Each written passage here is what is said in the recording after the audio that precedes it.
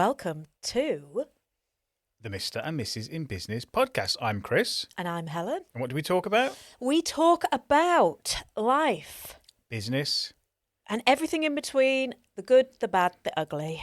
Always calling me names. It's been another crazy few weeks. I always start with that, don't I? Excuse me. Yeah. I've got a tickle today.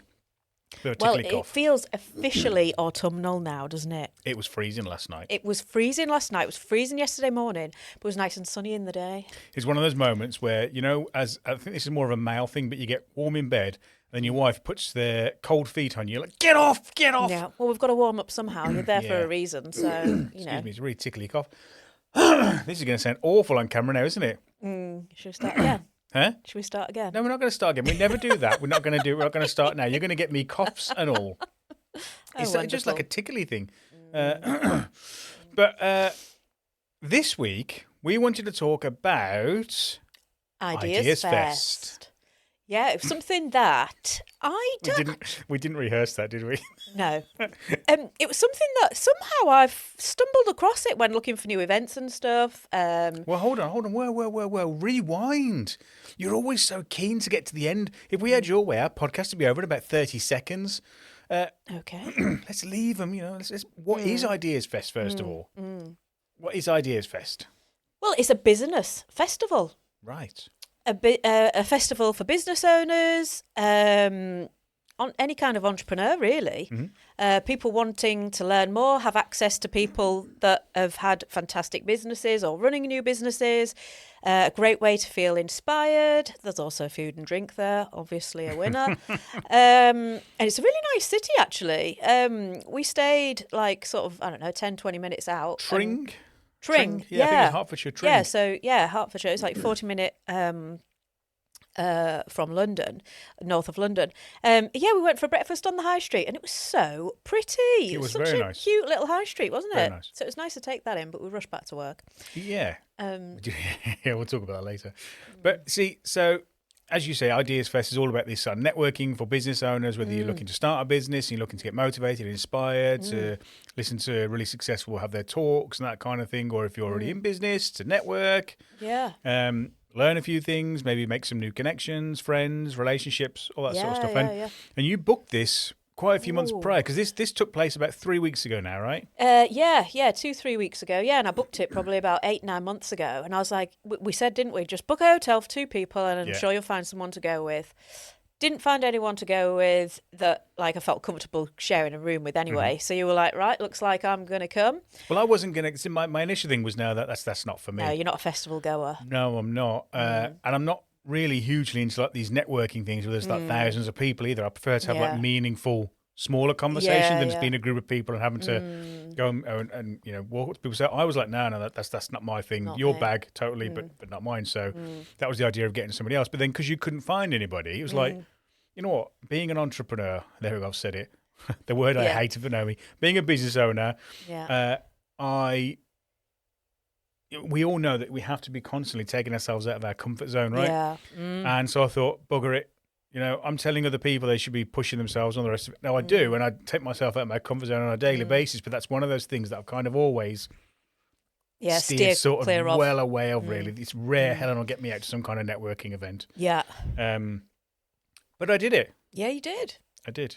And it was interesting, wasn't it? Because I remember us being there, grabbing some lunch, in the queue for some lunch. And I said, so, what do you think? And you were sort of like, I'm not sure it's necessarily for me.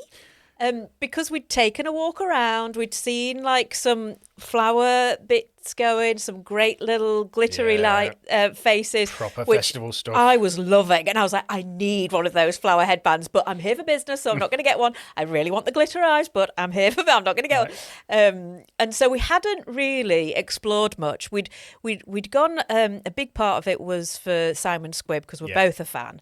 And we heard his... I have a dream. Yeah, we heard his speech, and that was really fantastic. So we loved that part, but then we were like, I'm not sure.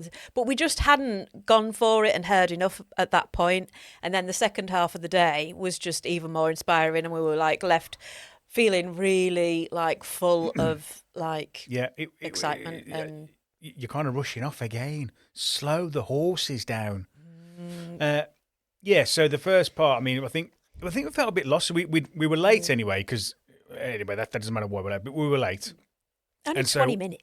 But what we wanted to get, it's because we'd missed the first few minutes of the Simon. So we were all a bit rushed. I think it was all like, we've got to get overseas because Simon was on first, wasn't it? I think it was 9:30 or something. Yeah.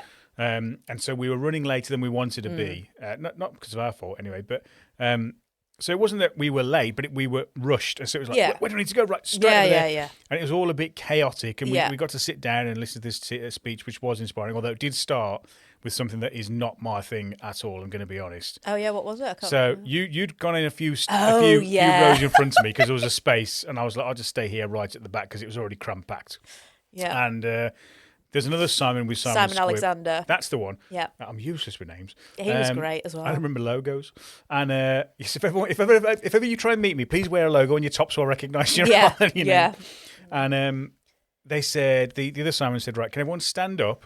We weren't sat next together, were we? Because No, I just went off to the front because I was like, I need to see. I want to see Simon. You were a few rows in front of me and I was right at the back.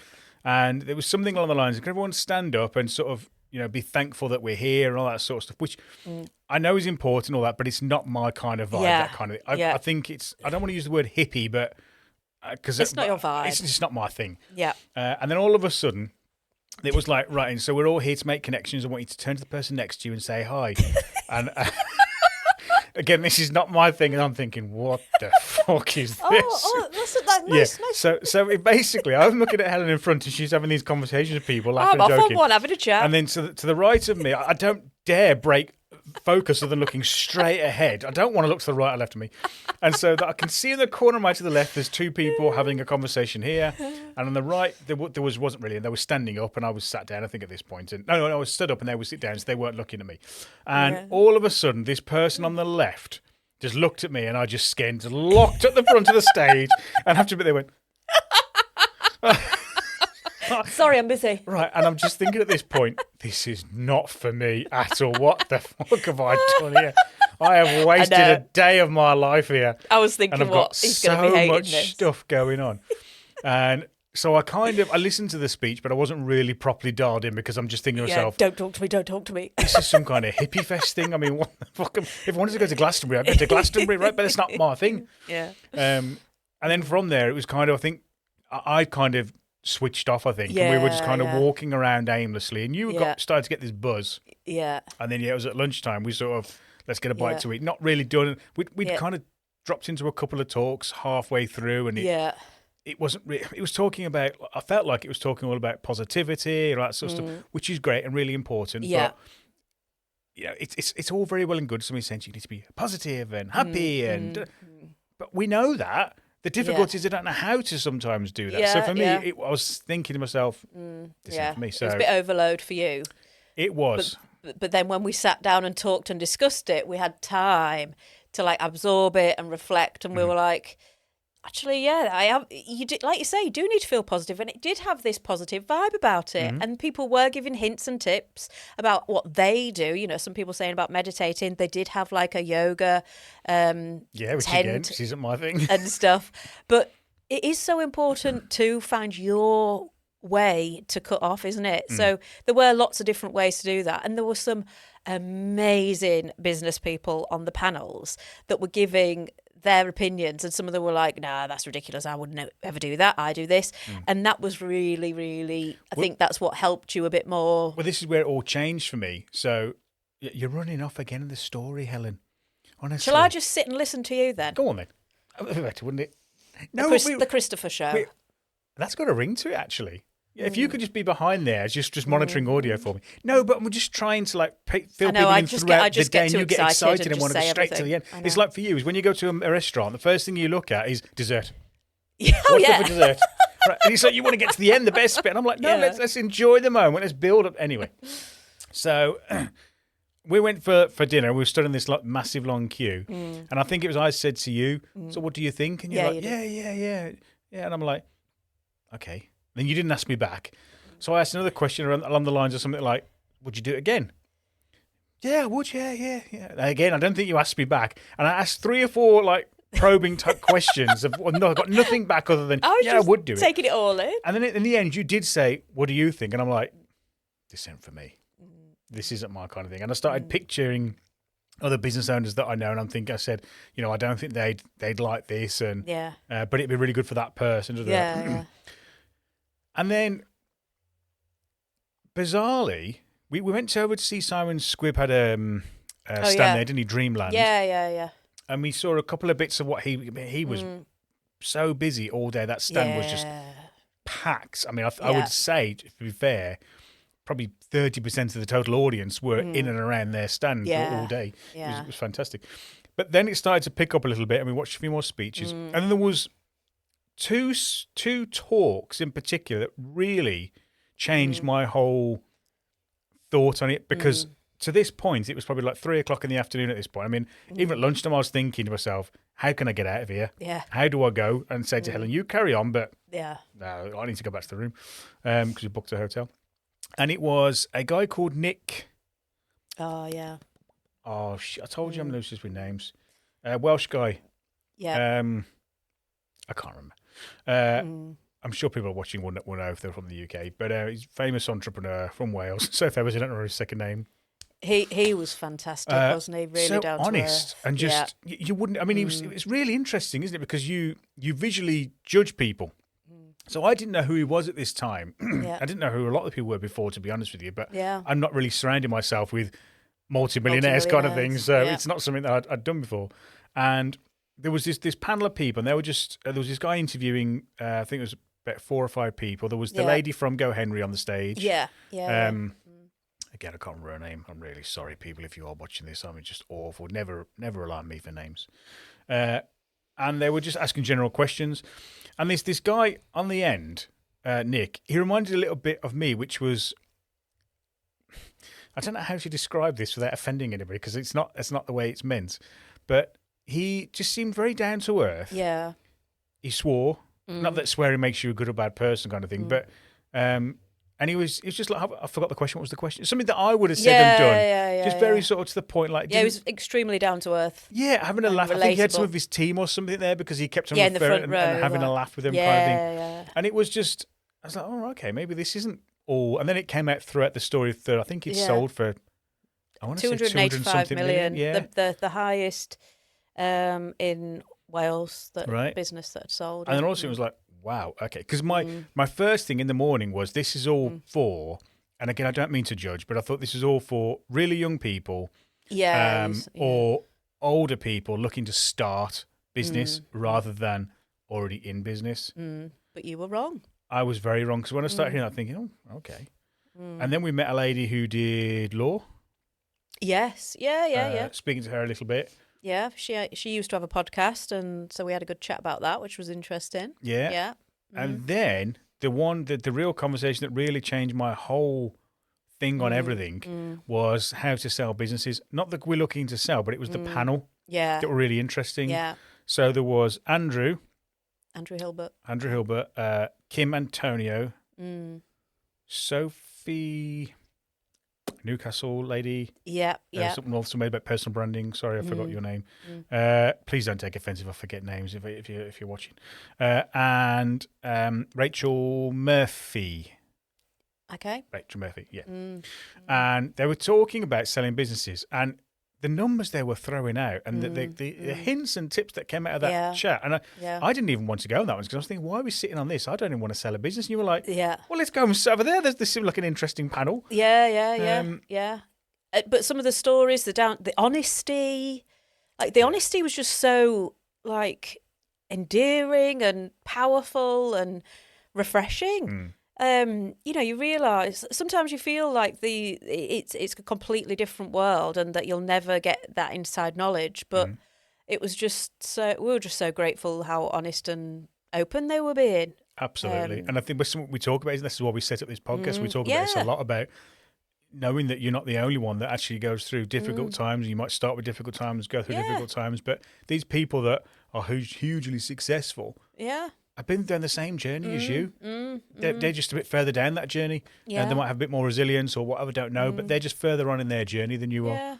And sometimes it takes 10 years, sometimes it takes 50 years, right? It depends. But that, for me, then changed my whole outlook on it. It really did. And we've already booked for next year now. Yeah, we And have. I'm actually excited for next year. We booked the 2 days. This year only booked the 1 day because it's on a 2-day thing. And I think that for me, I think the one thing I learned actually from doing that is one of the biggest things is not to prejudge things. Yeah. And I think we all do that a little bit, right? I think there's a little bit to keep trying with something, even when something doesn't completely feel right, but you think it should be, maybe give it that little bit, just a bit extra. I'm not saying flog a dead horse, but, I think... Is that why you're separating from me? Yeah, I'm just giving it that one last chance. I will love you. Affirmation. I will love him. I will love him. He is a sex goddess. Whoa. We've got the cameras rolling now. So, yeah. I'm a goddess. I just picked up on that. Sex god. Oh, I don't know. So, it was really refreshing. There were a lot of other people there as well that we follow business-wise that we didn't know were necessarily going to be there, or that, big reasons for going. And just hearing different stories that you wouldn't expect to feel so inspired by. Kerry Katona was there. Oh, yeah. So you would just think, well, she's a singer, and she's had some pretty bad press. But I've always felt interested by her life because she is, if we're talking about being honest, I feel like she has really worn her heart and her life on her sleeve. And talk about resilient and tenacious. And so it was interesting to have a chat with her. We did have a quick chat with her, didn't we? Had a little photo with her and a boyfriend. But because, again, I was watching Celebs Go Dating, and she was on it. And when those two, she has had such a tough life in love and growing up, and for her to share that and be so honest and transparent about that. I mean, I think she was saying the press have twisted her stories. She's gone from being a millionaire to absolutely bankrupt and then building herself up again. And I think a key thing is she was saying, you can't care what people think, and that's what I hear so many of them say on that day. You can't care what people think. Amelia Sordell was there, and something that she says, you start posting on social media and you've got these friends and acquaintances taking the piss out of you for, promoting yourself, keep going on about this is my business, this is what I've done. And it's like, oh, I'm sick of seeing them, which I know people will think about us because we're big on the socials. But if you're not going to be your own cheerleader, who the hell is? Exactly that. And you definitely hit 40, which we did a couple of years ago. And you do, it's like a switch. I don't look 40. It's like a switch goes and you're like, who gives a damn? Yeah. Like, if you don't like me, then fine. If you're going to slag me off, fine. Like, I can't do anything about it. Yeah. It is what it is. Well, they say offence is not given, it's taken.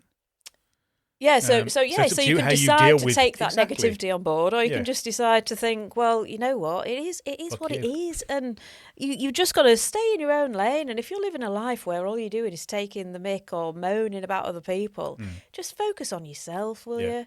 So that was a huge thing that we kept hearing. And tenacity was a huge thing that we kept hearing as well, and failure and getting things wrong isn't a bad thing. Richard Branson has set up far more businesses than just Virgin Atlantic and Virgin this, that and the other that he has, and they've been a complete flop. And look at him, so that was a great example, because you forget that these massively successful, like Amazon and Uber, they had businesses before that were massive flops. And I think it was just so refreshing to hear that we're all learning, and if you get it wrong, you're learning. Yeah, absolutely. And actually, you not only there's a couple of things there. So Kerry is actually, to me, is almost the epitome, is that the right word, of an entrepreneur. Yeah, somebody who gets battered over and over and over again in multiple ways. And I'm not talking about sort of like physically, I'm talking like mentally here. But you get back up, you brush yourself off, and you say, you know what, I'm going to go again, I'm going to go again, I'm going to go again. And I think if we talk about entrepreneurship here or running a business, she is the epitome of it. It really is. And if Kerry is ever listening to this podcast, which I'm sure you are, because why wouldn't you? And Paolo. Then we would love to have you on the show. Anyway. And everybody else on the panel. Anybody. Let's have a big... let's have a huge fest in here. Yeah. So I've lost my trail of thought now, the idea of a festival. But yeah, so we're talking about Kerry Katona and the epitome of entrepreneurship. That was the other thing was you can't be afraid to ask. Yeah. Now, I don't know if you want to tell the story about the airplane. No, you can. I don't know which one you mean. No, you go ahead, darling. Yeah. I don't know what the hell you're talking about. So when we first watched Simon Squibb, he mentioned a... So I can't remember if it was which Simon it was, but they mentioned there was somewhere and somebody wanted some information or something. I think somebody was on... I think it might have been Richard Branson, actually. Yeah, it was. Yeah. So Richard Branson was on a stage somewhere. This was Simon Squibb's story. So Richard Branson was on a stage somewhere doing a talk or something like that, and all of a sudden a paper airplane had been thrown up onto the stage. And when Richard Branson was talking on stage at a different event. Yeah, so he picked this piece of paper up and opened it, and somebody was asking for something. I can't remember what it was. It was a business pitch. Yeah. Right, okay. So it was a business pitch. For somebody who doesn't remember the story, you're doing a pretty good job of remembering now. it. Well, carry on. You carry on then, because I've got something else to say afterwards. Oh, okay. So somebody had taken the initiative that although they were all in the audience watching Richard Branson talk, they threw a paper plane onto the stage to Richard Branson, and he opened it and it had their business proposal on for like pitching to him, and they got a meeting with him that day. You know, so. Yeah, so there wasn't much left to tell. You can tell we rehearsed this, don't you? But the point to that was that throughout that Simon had that conversation or told that story pretty early on into that. I think it was that half an hour or so talk. Yeah. Two people throughout the whole thing then threw a paper airplane up afterwards, and his whole thing was... And he read their business pitch and he booked a meeting with them. Yeah, but the whole point of him was you have to put yourself into your comfort zone. You have to ask. You have to keep pushing yourself out there. And he found it quite interesting, and so did I. I didn't realise till afterwards, but... And then you said the same thing. There's probably 1,000 people listening to this talk, and 2 people took the initiative to throw the paper airplane up. And Richard Branson, do you know how he started Virgin Atlantic? No. I read this story the other day. So Boeing at the time only supplied, I think, British Airways. He wanted to obviously start his own airline because he wasn't happy with the way British Airlines did things. He thought he could do it better. So he rang Boeing saying, "Can I buy a plane?" No, we only supply to British Airways, and or we only supply to whoever it was. And he kept on ringing, asking, kept on getting no's. But he kept on going, and he got to a point where he said, "Okay, have you got any old battered planes you've got back that kind of rejects kind of thing?" And they were like, "Yeah." He said, "Okay, you won't sell me one. Would you lease me one of those?" And I don't know how it came about, but they did. And that's how Virgin Atlantic was started. So if he hadn't have kept pushing, and he hadn't have thought out the box, and thinking out of the box as to, okay, what can we do then? Virgin Atlantic might not exist today. Yeah, I think Uber. I think the guy that runs Uber or used to run Uber. I'm sure he went to something like 20-something investors. And they laughed him off the table, and every single one saying, "That's a stupid idea." And now look at it. I mean, it's changed the whole taxiing service for good or bad. That's not for me to judge. But the point is, he's changed an industry because he didn't give up. And there was another woman that we spoke to when in speeches she was doing a talk at the Ideas Fest where she said she reckoned she spoke to about 300 investors and got told no before somebody said, "Oh yeah, actually, I'll take a punt on you." Tenacity. It's so true. You know, I don't know where these people get it from because they seem to have it in spades. And we've got some really excited coming, which we can't talk too much about at the moment, but we're hoping we can fill in some of those gaps. So I'm not going to say any more about it. But that's one of the things that I really love about, I hate the word, entrepreneurship, being a business owner, is that you can get so excited over an idea. And if you work for somebody else, you can, of course, you get these ideas, and some companies are receptive to hearing them, some aren't. Yeah. But when it's yours, it's like, well, you can put it into play. I can just do it. How and when you want. Yeah, I can just do it. I can get on with it. And I love that. Well, it was interesting. We had a meeting the other week, didn't we, with somebody that has previously been a business owner. They're working for somebody else currently. Yeah. And they're missing that buzz of being a business owner. So that was quite refreshing. I mean, it's so personable though, isn't it? You know, being a business owner isn't for everybody and you can't explain it. Same as being a parent. I don't think you can explain it.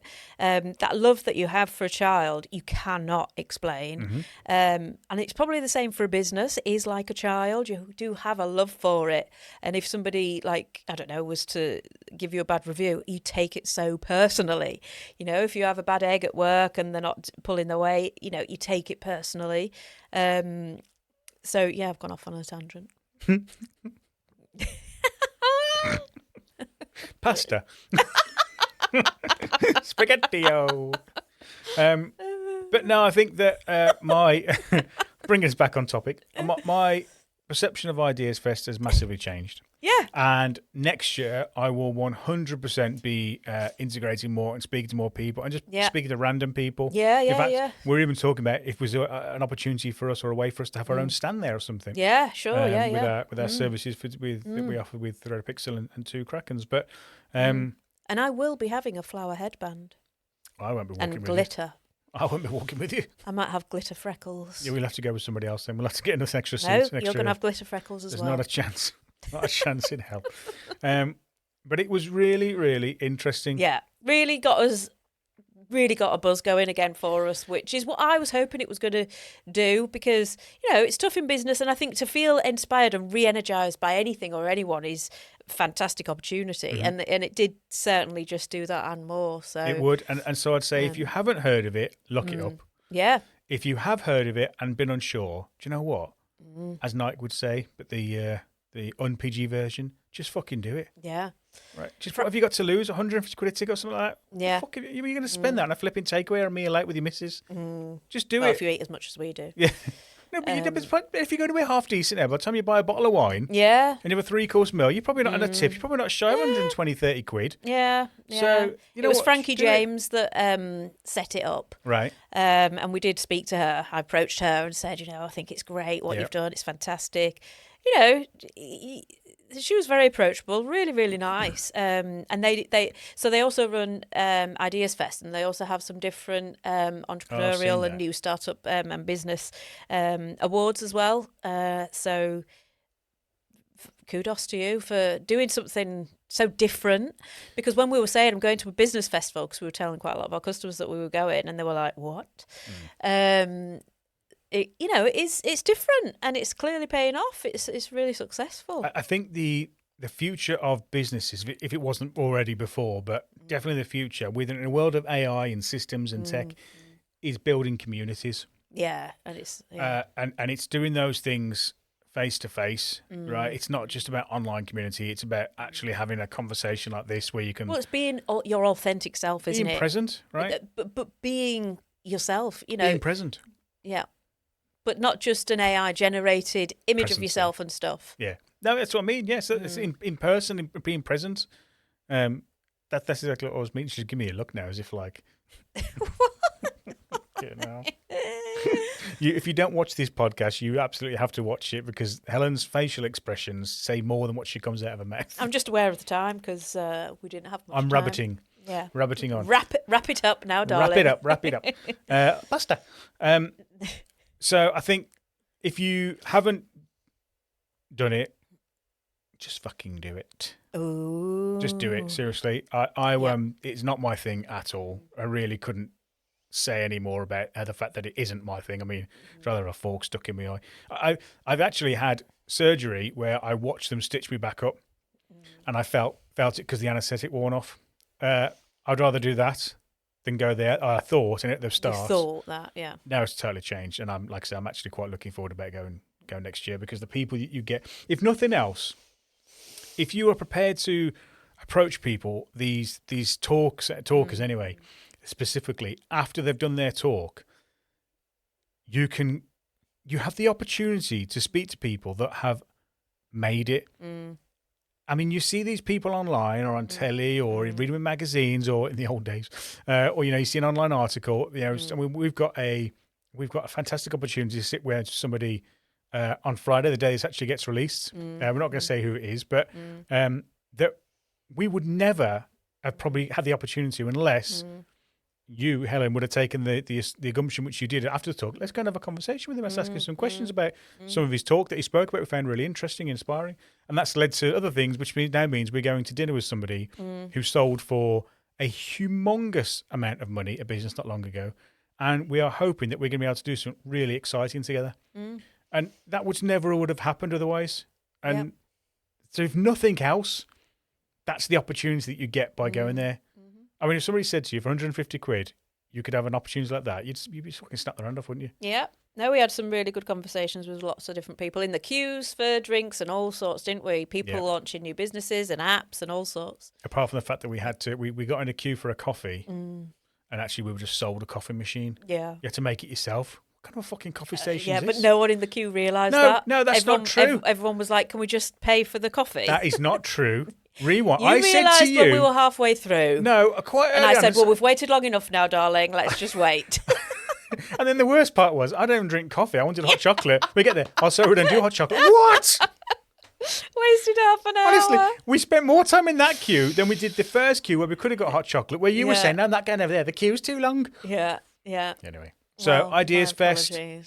Amazing work by everyone that ran it and organised it. Fantastic. You're doing an amazing job. Looking forward to next year. If you haven't been, you've got to check it out and you got to go. Do it. No, we're looking forward to next year. Yes. So, yes, thank you to everybody for listening about that. I hope you feel inspired and we hope to see you there next year. I hope somebody was listening. I don't know who we were talking to. You have waffled on a little bit, I must say. Oh, yeah, well. That's the norm, isn't it, really? That's the authentic me. Well, until next time. Yeah, take care. Look after yourselves. Keep smiling and we'll see you next time. Bye-bye. Bye.